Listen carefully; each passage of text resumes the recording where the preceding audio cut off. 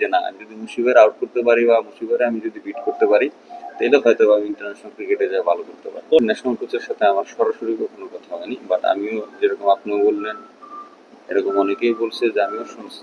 আমি যখন মুশিবাইকে বোলিং করি তখন আমার কাছে মনে হয় আমার ভিতরে অনেক ল্যাকিংস আছে। যে বড় ভাইরা আছে লাইক সাকিব বা মুশফিক মাহমুদুল্লাহ, কোন ভাইয়ের কোন টিপসটা আপনাকে আরো বেশি ইন্সপায়ার করেছে লাইক আপনার বোলিং দেখে, বোলিং ওয়াইজ? না, অবশ্যই সবসময় অনুপ্রাণিত করে টিপস তো অ্যাকচুয়ালি না, আমি যখন মুশিবাইকে বোলিং করি তখন আমার কাছে মনে হয় আমার ভিতরে অনেক ল্যাকিংস আছে অনেস্টলি যেটা। তো তাকে হ্যাঁ, সে বাংলাদেশের মধ্যে আমার কাছে মনে হয় যে ব্যক্তিগতভাবে সে বাংলাদেশের সবচেয়ে বেশি স্পিন খেলে।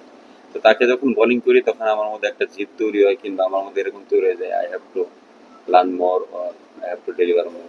আমার অনেক কিছু শিখতে হবে, অনেক কিছু বুঝতে হবে। যখন আমি ইন্টারন্যাশনাল ক্রিকেট ডমিনেট করতে যাব তখন দেখা যাচ্ছে বাংলাদেশে একমাত্র মুশিবাই যে স্পিন সবচেয়ে বেশি ভালো খেলে, কিন্তু ইন্টারন্যাশনাল লেভেলে যারা খেলে তারা কিন্তু প্রত্যেকেই স্পিন ভালো খেলে।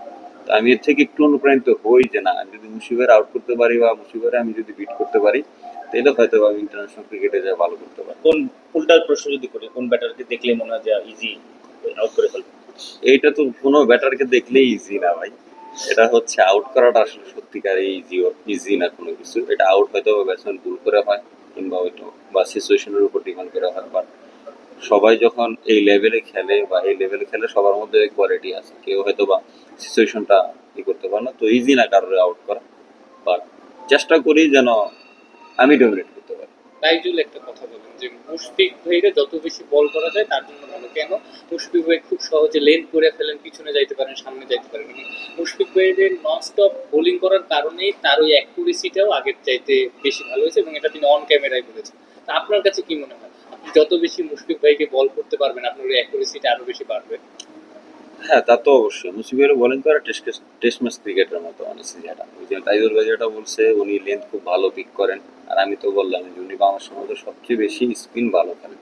আর স্পিন আপনি ভালো খেলতে গেলে কিন্তু আপনার লেন্থ অবশ্যই পিক করা লাগবে। সামনেরটা পিছনে খেলা যাবে না, পিছনেরটা সামনে খেলা যাবে না।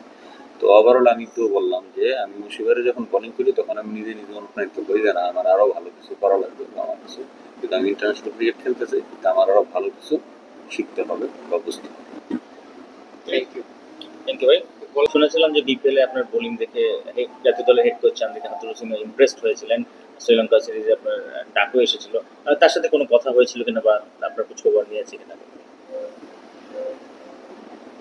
বাংলাদেশের ন্যাশনাল কোচের সাথে আমার সরাসরি কখনো কথা হয়নি, বাট আমিও যেরকম আপনিও বললেন এরকম অনেকেই বলছে যে আমিও শুনছি।